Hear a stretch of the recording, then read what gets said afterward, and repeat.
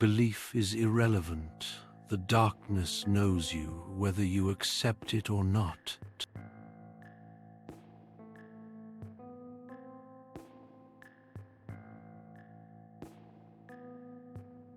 The Sleep Capsule.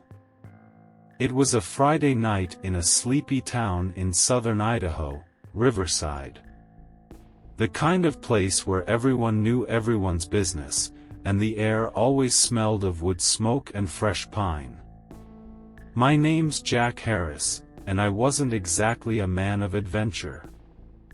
I worked a steady job at the local auto shop, spending most of my days under greasy hoods or fixing flat tires. But life, as they say, can get dull in a town like Riverside. The kind of place where people stop paying attention, forget to look out for the cracks in the pavement, or the odd sounds that sometimes echo through the woods. That evening, the world seemed especially still. The sun had set behind the mountains, casting a deep purple hue over the town, while the first signs of the night's chill crept through the cracks in my old house. I leaned back on my couch, the soft hum of the refrigerator in the corner of the room the only sound in the house. It had been a rough week, late hours at the shop, not much sleep, and an aching back. So when a knock at the door interrupted the stillness, I had half a mind to ignore it. But curiosity tugged at me. I opened the door to find a young woman standing there, clutching a small package wrapped in brown paper. She was thin, her clothes simple, nothing unusual, except the intensity in her eyes. She looked nervous, like she was waiting for me to say something, but I didn't know her. "Are you Jack Harris?" she asked, her voice shaking a little.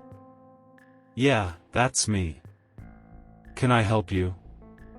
I said, already preparing for some kind of sales pitch or charity request.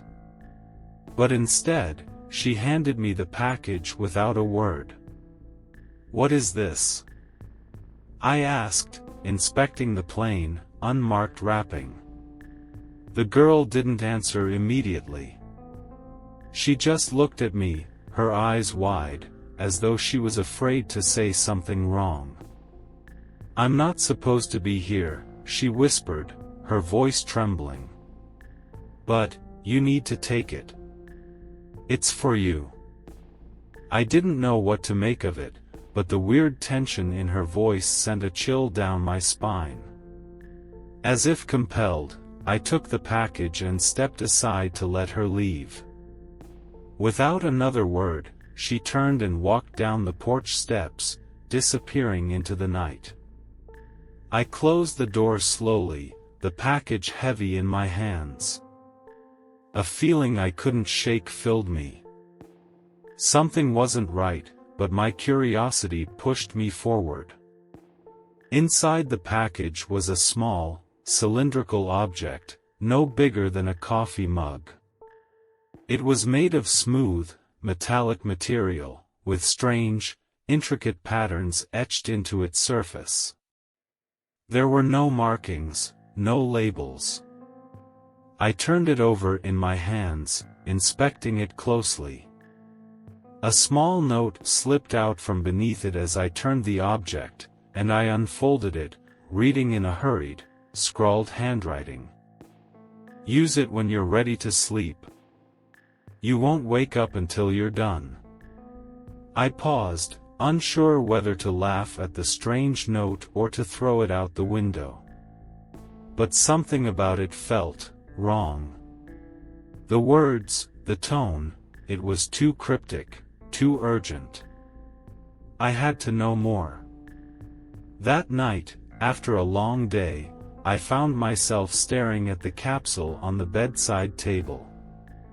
It glinted in the dim light, almost inviting, as if it was beckoning me to take it. The note kept replaying in my mind. It seemed ridiculous, like some kind of prank or joke, but something deep inside me urged me to try it. Maybe it was just my tired mind playing tricks, or maybe the need for something different was so overwhelming that I was willing to entertain the most absurd possibilities. I put the capsule on my nightstand, beside my alarm clock. Then, after a few moments of hesitation, I lay down in bed, shutting my eyes. The only sound in the room was the ticking of the clock, the usual hum of the house. But then, I felt it. The room grew colder. The air seemed to tighten around me, as if the very walls were closing in. I opened my eyes, the shadows in the corners of the room stretching and twisting unnaturally. My heart skipped a beat as I stared at the capsule on my nightstand. It was glowing now, faintly pulsing with a soft, eerie light.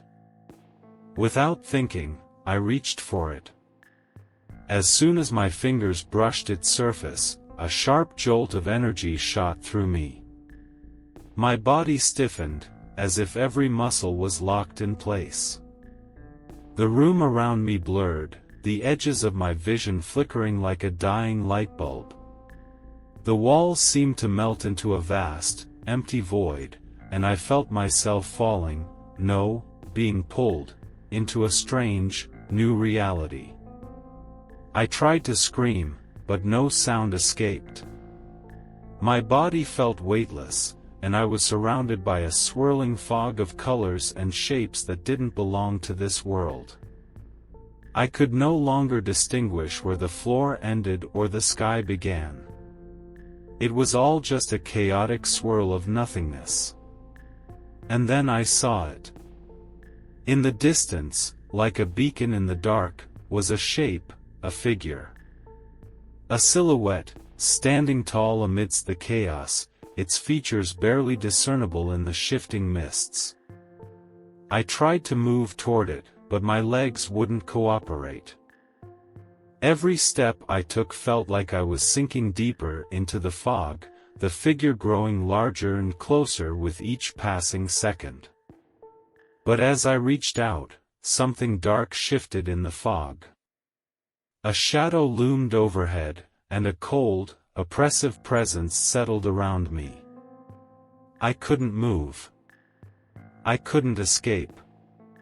The figure in front of me slowly began to form, its face twisting into something grotesque, like a mixture of human and something far worse. It grinned, its mouth opening unnaturally wide, revealing rows of sharp teeth. "Welcome to the world you can never leave," it whispered, its voice like a rasping breath in my ear. My pulse quickened. I tried to scream again, but nothing came out. I was trapped, bound to this nightmare, and I had no idea how to escape. The capsule had done its job. And now, I was just another lost soul, wandering a world that would never let me go. I woke up the next morning, cold sweat drenched over my body, my heart racing. The room was still, quiet, just as it had been before. The capsule sat on my nightstand, still and silent, like it had never been touched. But I knew what I had experienced wasn't just a dream. I would never be able to wake up again. Chapter 2: Signs of Dread. The days that followed my strange encounter with the sleep capsule felt unsettling, like the calm before a storm. At first, I tried to convince myself that it had all been some kind of bizarre dream, the product of my exhausted mind playing tricks on me. But the nagging feeling never quite left. The air in my house seemed heavier now, more oppressive, as if the walls were quietly closing in on me. It was subtle, just enough to make me doubt my own sanity, but not enough to give me any solid answers.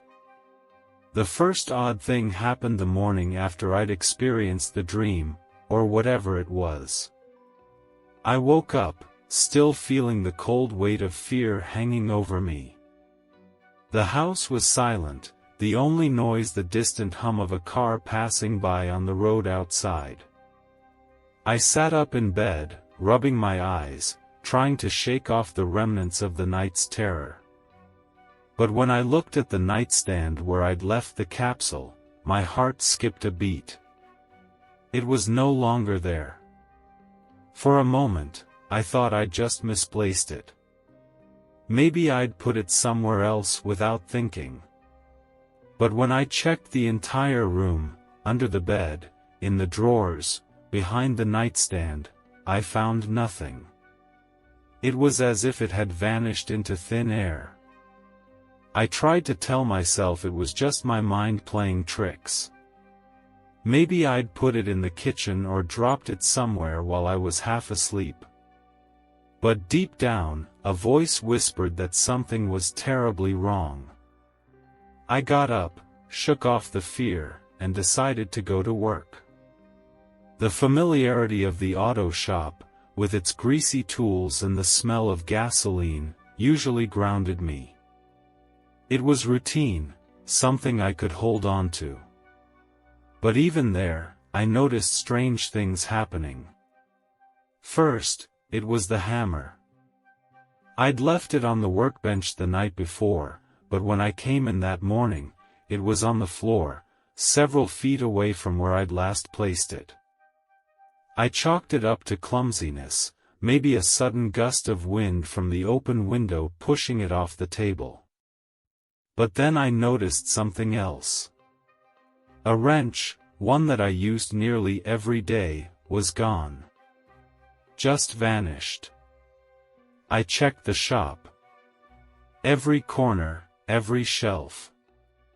I even called out to my coworker, Steve, but he wasn't in.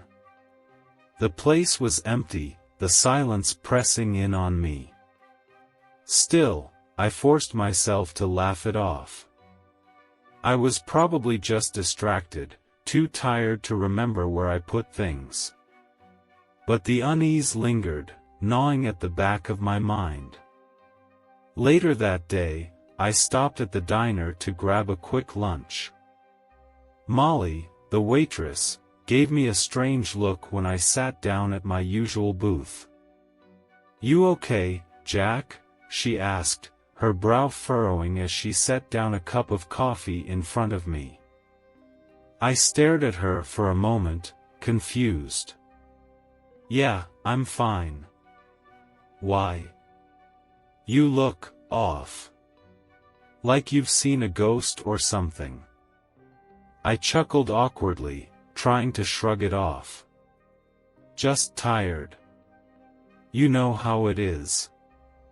But I noticed the way her eyes lingered on me, the unease in her voice. It was like she knew something I didn't, and the thought stuck with me, even after I left. That night, when I returned home, the capsule was back on my nightstand. I hadn't seen it in hours, but there it was, exactly where I'd left it. The strange markings on its surface seemed to glow faintly in the dim light. I didn't know how it had gotten there, no memory of retrieving it, no explanation for its sudden reappearance. I stood there for a long moment, staring at it, wondering if it was somehow connected to the bizarre events of the day. But I couldn't bring myself to touch it again. My fingers hovered over it, but I pulled away, feeling an overwhelming sense of dread wash over me. Still, I couldn't ignore the nagging feeling that I needed to understand what was happening. I needed answers. I didn't sleep much that night. I spent the hours tossing and turning, trying to shake the feeling that someone, was watching me. And in the brief moments I managed to drift off, my dreams were filled with the same swirling fog and shadows, the figure in the distance grinning at me. But there was something different this time, closer, more tangible. It wasn't just a dream. The following day, I went to see my old friend, Tom. He was a retired cop who had moved to Riverside a few years ago, and we had kept in touch over the years. He always seemed to know more than he let on, and I figured he might have some insight into what was going on. He was the kind of guy who took his time to think things through, even when everyone else was losing their heads. I went to his house around noon. He was sitting on the porch, sipping a cup of coffee, his usual quiet demeanor unchanged. "Tom," I said, sitting down beside him, "I need to talk to you about something. Something weird's going on." Tom didn't look up at first, his eyes scanning the neighborhood as usual. But then he turned to me, his expression unreadable. "Weird, huh? What kind of weird?" I explained the situation, the capsule, the missing objects, the strange feelings I couldn't shake. I left out the more personal parts, like the nightmare, the way the figure grinned at me. That was just too far-fetched, even for someone like Tom. He listened quietly, nodding every so often, but he didn't say anything for a long time. "Well, that sounds like trouble," he said finally. "Maybe it's just your mind playing tricks on you, Jack. You're under a lot of stress, right? Or maybe someone's messing with you, playing some kind of prank." I shook my head. "No, Tom. I'm telling you, this is real. Something's wrong." He studied me for a moment, then sighed. "All right, Jack. But whatever it is, you need to stay grounded. Don't let it control you." I couldn't help but feel a little frustrated. It was as if Tom was just brushing it off, like I was imagining things. But I couldn't shake the feeling that the world was starting to tilt, just a little bit. That evening, as I sat alone in my living room, the sound of the wind outside picking up, I heard it again. A faint whisper. Just on the edge of hearing. At first, I thought it was my mind playing tricks, but then it grew louder, more distinct. It wasn't coming from the wind. It was coming from the direction of the bedroom. My heart stopped as I slowly turned to face the door. I didn't know what was waiting for me on the other side, but I knew I couldn't ignore it any longer. Something was out there, something I couldn't explain. Something that wanted me to know it was real. And I wasn't sure how much longer I could keep pretending otherwise. Chapter 3: The Real Horror. The nights had become unbearable. Each one felt like a descent into madness, a battle between waking and sleeping that I couldn't seem to win. The whispers were constant now, lingering at the edge of my hearing, like a soft hum that never ceased. They were coming from the capsule, the one thing I couldn't seem to escape. I tried to ignore it, tried to push it to the back of my mind, but it was impossible. I couldn't go another night like this. My eyes felt like they were about to fall out of my skull, and the exhaustion had begun to seep into my bones, making every movement feel like a monumental effort. It wasn't just the sleep I'd lost, it was my sanity. Every corner of my house seemed to pulse with a strange, suffocating energy, as if it was closing in on me. I hadn't even dared to look inside the capsule again after it had appeared at my bedside a few days ago. But that night, I made a decision. I was going to confront it. I had to know what was happening. I stood in the darkened room, staring at the capsule on my nightstand, the faint glow from the markings casting eerie shadows on the walls. The whispers were louder now, almost like they were calling my name, urging me to open it. My heart raced, and a cold sweat broke out on my skin. Every instinct told me to turn around, to walk away, but I couldn't. I reached out with trembling fingers and touched the capsule. The instant my skin made contact, everything changed.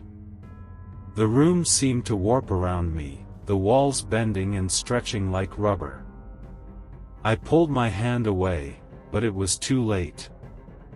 I was falling into darkness. I tried to scream, but no sound came out. The world around me was nothing but shadows and shifting, swirling shapes. I couldn't tell up from down, left from right. It was like being trapped in a nightmare that had no end. Then, as suddenly as it had started, it stopped. I opened my eyes, gasping for air, but the room I found myself in was not my own. The air was thick, heavy, and the smell of something rancid hung in the air. I stumbled to my feet, my body weak and disoriented. The floor beneath me was cold, made of cracked stone. I was in some sort of underground room, its walls lined with strange symbols and markings, all of them glowing faintly. A figure stood before me, shrouded in darkness, its features impossible to make out. My heart pounded in my chest as it took a step forward, its eyes glowing like burning embers. "You should not have come here," it said, its voice a low, guttural growl that sent chills down my spine. I couldn't move, couldn't speak.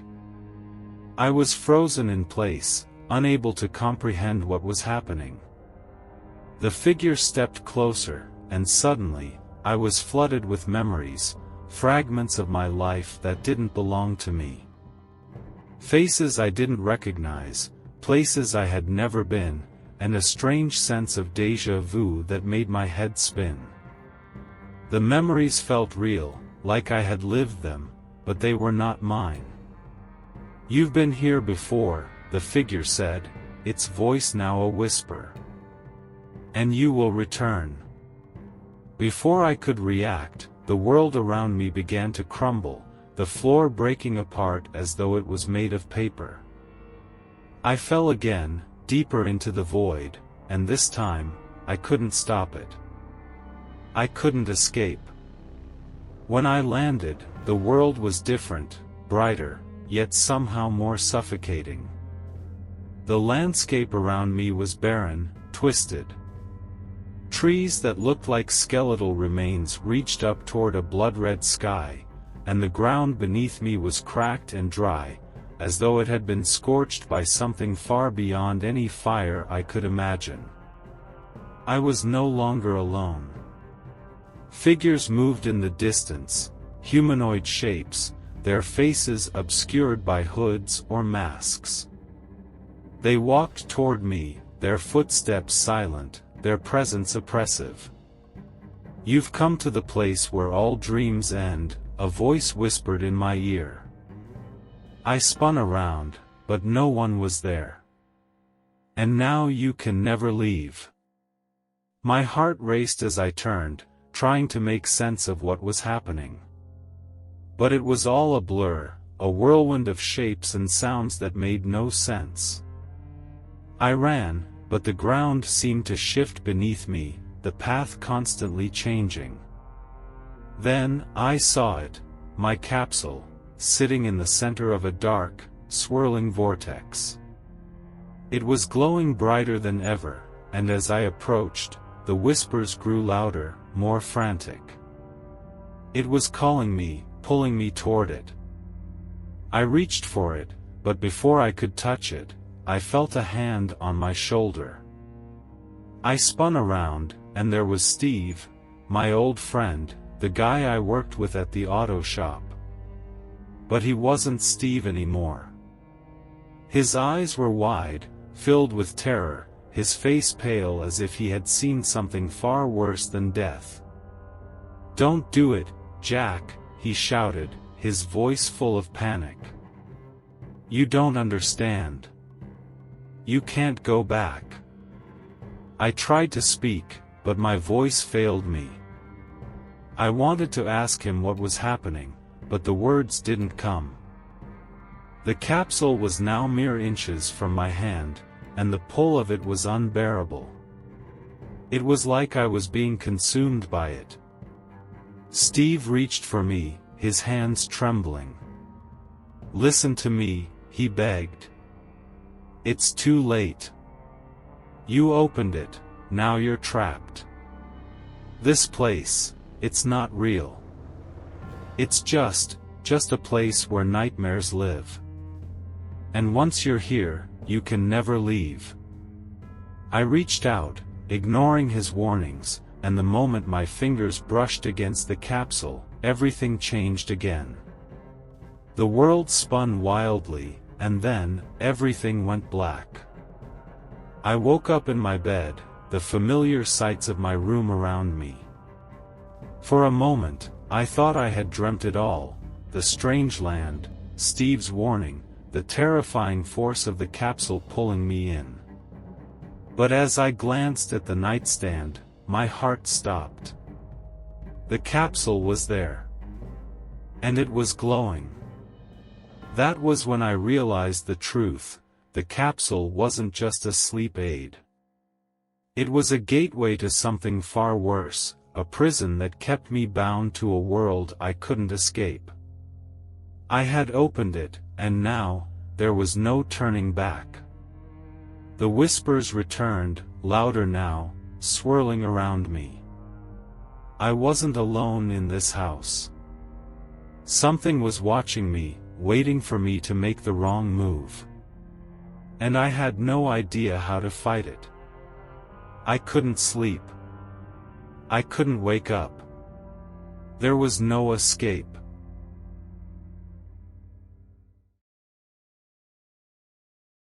Chapter 4: The Confrontation. I had never felt more alone in my life than I did at that moment. The air in the room was suffocating, thick with tension, as if the very walls were closing in around me. The soft glow of the sleep capsule on my nightstand was the only thing that illuminated the room, its pulsing light casting strange shadows that seemed to dance and twist in the corners of the room. It beckoned me, like a siren, calling me back into its depths. The whispers had become deafening, all-encompassing, and I couldn't ignore them anymore. They had been guiding me, drawing me into their web, and now, I was trapped. I sat on the edge of the bed, staring at the capsule. My body was shaking, my mind racing.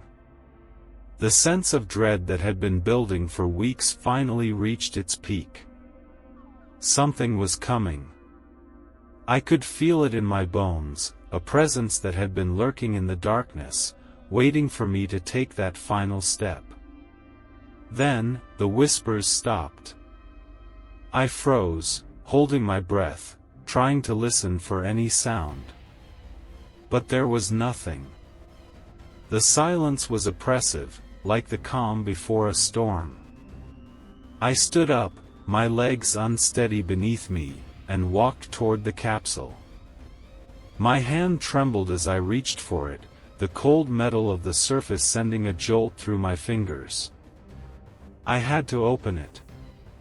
I had to know what it was hiding, what it wanted from me. But as I touched it, a sharp pain shot through my chest, and I staggered back. The room around me began to warp again, like it had before, but this time, the sensation was stronger, more violent. The walls seemed to pulse and writhe, the shadows stretching and bending in unnatural ways. And then, the ground beneath me cracked open, swallowing the floor with a deafening roar. I fell, tumbling into the abyss. This time, I didn't land in the same strange world I had before. This place was different. It was darker, colder, and the air felt thick with despair. The landscape was a twisted version of my own reality, a distorted reflection of the world I had known. The sky above was a sickly green, and the ground was cracked and blackened, like the earth itself had been scorched by some unseen force. And there, standing in front of me, was the figure from before, the one that had been haunting my dreams. But now, it wasn't just a shadow in the distance. It was real. It was here. "You shouldn't have come back," it said, its voice cold and echoing in the empty space. I couldn't move, couldn't speak. My body was frozen in place, my mind struggling to comprehend what was happening. The figure took a step forward, its form shifting in and out of focus, as if it couldn't decide what it was. Its face was hidden in shadow, but I could feel its eyes on me, burning through me. "Do you understand now?" the figure asked, its voice low and guttural. "You've always been here. You never left." A sickening realization hit me like a physical blow. I was trapped in a cycle, an endless loop. The capsule had done this. It had opened a doorway, not to another world, but to this one. To the place I had been running from all along. I tried to speak, to ask what it meant, but the words wouldn't come. The truth was too horrifying, too impossible to grasp. "The capsule didn't bring you to me," the figure continued, its form growing larger, looming over me like a dark cloud. "It only showed you the truth. You were always here, Jack. You've been here before. And you will always return." The ground beneath me trembled, and I looked down to see cracks forming, spreading outward from where I stood. I could hear a low, rumbling sound, like the earth itself was screaming in agony. "Why?" I managed to croak, my voice barely a whisper. "Why me?" The figure tilted its head, as if considering the question. "Because you opened the door. You sought the escape, but there was no escape. There never was." I stumbled backward, my heart racing. The memories, the faces, the places I had seen in the capsule, they all came rushing back to me in a torrent. This wasn't just a nightmare. This was my punishment. A consequence of something I had done, something I had set in motion without realizing it. I had created this hell. "You did this," I said, my voice shaking with disbelief. I'm the one who? The figure nodded slowly, a cruel smile playing at the edges of its lips. "Yes. You opened the door, and now, you belong here. Forever." Before I could react, the ground beneath me cracked open, and I was pulled into the darkness. The last thing I saw before I was consumed by the void was the figure's face, its eyes burning into mine. And then, there was nothing. I woke up in my bed again. For a moment, I thought it was over, that it had all been a dream, a nightmare. But when I looked around, I realized the truth. The room was the same, but something was different. The air felt wrong. The whispers were gone, but they had left their mark on me. I looked at the nightstand. The capsule was there, exactly where it had always been, glowing faintly in the dim light. But now, it wasn't just a sleep aid. It was a prison. And I had no idea how to escape. I was trapped, not just in this world, but in the endless cycle of torment I had created for myself. The capsule had shown me the truth, the terrible, horrific truth that I could never go back to who I was before. The life I had known, the people I had loved, they were all gone. Lost to the darkness that I had summoned. And yet, the worst part wasn't the endless torment or the twisted world I had opened. It was the knowledge that I was the one who had caused it all. I had opened the door, and now, I was bound to it. Forever. The whispers started again, soft and insistent, just at the edge of my hearing. The capsule was calling me once more. And I knew, deep down, that I couldn't resist. I reached out to touch it, and the moment my fingers made contact, the world around me shifted once more. The cycle had begun again.